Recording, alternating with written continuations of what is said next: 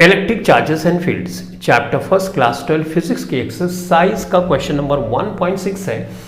4 point charges QA is equal to 2 microcoulomb, QB is equal to -5 microcoulomb, QC is equal to 2 microcoulomb and QD is equal to -5 microcoulomb are located at the corners of a square ABCD of 10 centimetre. 4 charges हैं, एक square के corners पे रखे गए हैं। Square की एक side है 10 सेंटीमीटर, हम जानते हैं स्क्वायर की चारों साइड इक्वल लेंथ की होती है। What is the force on a charge of 1 microcoulomb placed at the centre of a square. एक चार्ज स्क्वायर के सेंटर पे प्लेस किया गया है, उस पे इन चारों चार्जेस के द्वारा जो इस कॉर्नर्स पे रखे हुए हैं उनके द्वारा कितनी फोर्स लगेगी, नेट फोर्स हमको निकालनी है। तो फिगर के थ्रू समझते हैं। एक स्क्वायर है इस तरह से, इसके 4 कॉर्नर है, एक A है, एक B है, एक C है, एक D है। A कॉर्नर पे रखा हुआ है 2 माइक्रोकूलम का चार्ज पॉजिटिव में, B पे रखा हुआ है -5 माइक्रोकूलम का चार्ज नेगेटिव में, और इस पे 2 माइक्रोकूलम का चार्ज रखा हुआ है C पे, D पे रखा हुआ है -5 माइक्रोकूलम का चार्ज। एक साइड है वो 10 सेंटीमीटर है, यानी यहाँ से यहाँ तक की साइड 10 सेंटीमीटर, तो स्क्वायर की चारों साइड से इक्वल लेंथ की होती है, तो इसका मतलब ये भी 10 सेंटीमीटर, ये भी और ये भी। स्क्वायर के सेंटर पे एक चार्ज रखा हुआ है 1 माइक्रोकूलम का। एक स्क्वायर का सेंटर वो पॉइंट होता है जहाँ पे स्क्वायर की दोनों डायगोनल एक दूसरे को इंटरसेक्ट करते हैं। तो डायगोनल बना लेते हैं। ये डायगोनल हो गई स्क्वायर की एक डायगोनल और स्क्वायर की ये दूसरी डायगोनल हो गई। ठीक बात। स्क्वायर के जो दोनों डायगोनल होती हैं वो इक्वल लेंथ की होती है, यानी ये भी इक्वल लेंथ की होगी और ये भी इक्वल लेंथ की होगी। और पॉइंट ऑफ इंटरसेक्शन से ये O है, यहाँ से ये डिस्टेंस, ये डिस्टेंस, ये डिस्टेंस और ये डिस्टेंस भी सेम होती है। ये एक स्क्वायर की प्रॉपर्टी है, यानी अगर मैं OC की डिस्टेंस R मानूं तो ये भी R होगी, ये भी R होगी, ये भी R होगी।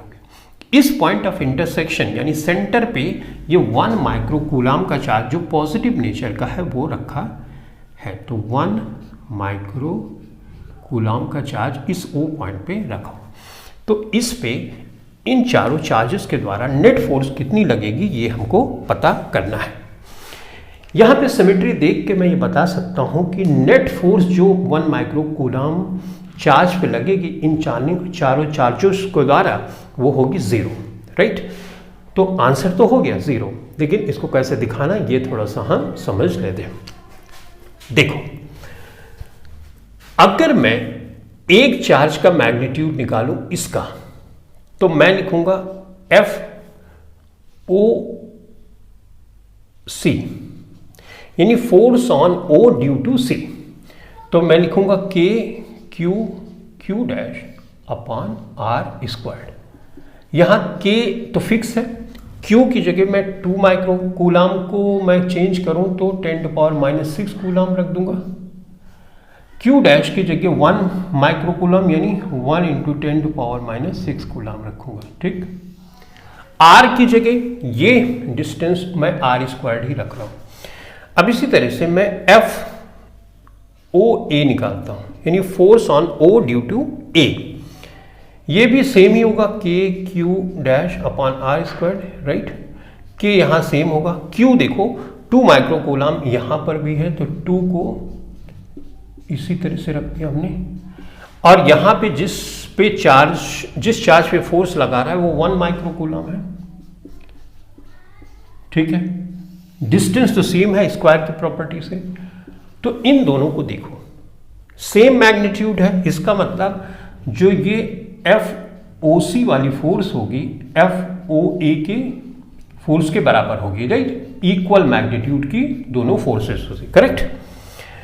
अब देखो यहां पे अगर हम प्रिंसिपल ऑफ सुपरपोजिशन लगाते हैं तो प्रिंसिपल ऑफ सुपरपोजिशन के अकॉर्डिंग टू इस चार्ज पे जो नेट फोर्स इन चारों चार्जेस के द्वारा लगेगी वो वेक्टर सम होती है, इन चारों फोर्सेस का वेक्टर सम होती है।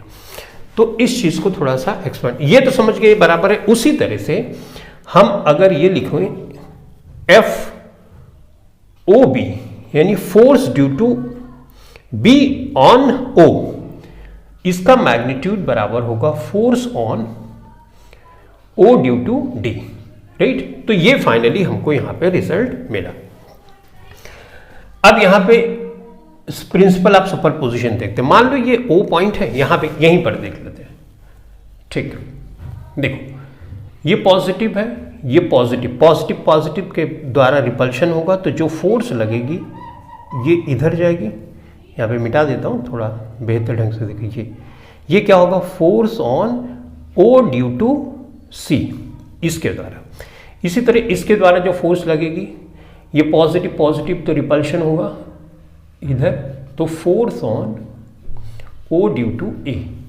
ये दोनों फोर्स देखो इक्वल है, तो एक दूसरे को कैंसिल करेगी, तो इन चार्जेस के द्वारा इस पे जो नेट फोर्स लग रही है वो है 0। अब इन चार्जेस के द्वारा देखते हैं, ये माइनस है, ये प्लस है, तो ऑब्वियसली माइनस इधर अट्रैक्ट करेगा, तो ये होगा force on B due to force on O due to B, right. इस पे जो फोर्स लग रही है इसके द्वारा, और यहाँ पे इसी तरह से ये नेगेटिव है, तो इसका मतलब नेगेटिव इधर अट्रैक्ट करता है, तो force on O due to D. ये फोर्स भी एक दूसरे के इक्वल मैग्नीट्यूड की है, अपोजिट डायरेक्शन में। देखो यहाँ पर, इसका मतलब ये एक दूसरे को कैंसिल कर देगी। नेट फोर्स जो इस 1 माइक्रोकूलम चार्ज पे लगेगा इन चारों चार्जेस के द्वारा वो होगा 0। तो अगर इस क्वेश्चन को हम शुरू में जैसे ही ड्रॉ करते हैं और सिमेट्री दिखती है तो आंसर हम बता सकते हैं कि 0 है, लेकिन मैंने थोड़ा सा एक्सप्लेन किया ताकि तुम चीज़ों को बेहतर ढंग से समझ सको। स्क्वायर की प्रॉपर्टी यहाँ पे बड़ी इंपॉर्टेंट थी। डायगोनल एक दूसरे, जो डायगोनल्स होती है स्क्वायर की वो इक्वल लेंथ की होती हैं और एक दूसरे को बाइसेक्ट करती हैं, यानी डायगोनल की जो ये लेंथ ये लेंथ ये लेंथ ये लेंथ सब बराबर होती है। तो डायगोनल की ये प्रॉपर्टी जो है स्क्वायर के केस में ये तुमको ज़रूर याद रखनी चाहिए, ताकि इस तरह का कोई क्वेश्चन आए। इसमें तो सिमेट्री थी, सिमेट्री ना हो तो सॉल्व करना ईजी हो जाए, ठीक है। तो इस क्वेश्चन के लिए इतना ही। Thank you very much.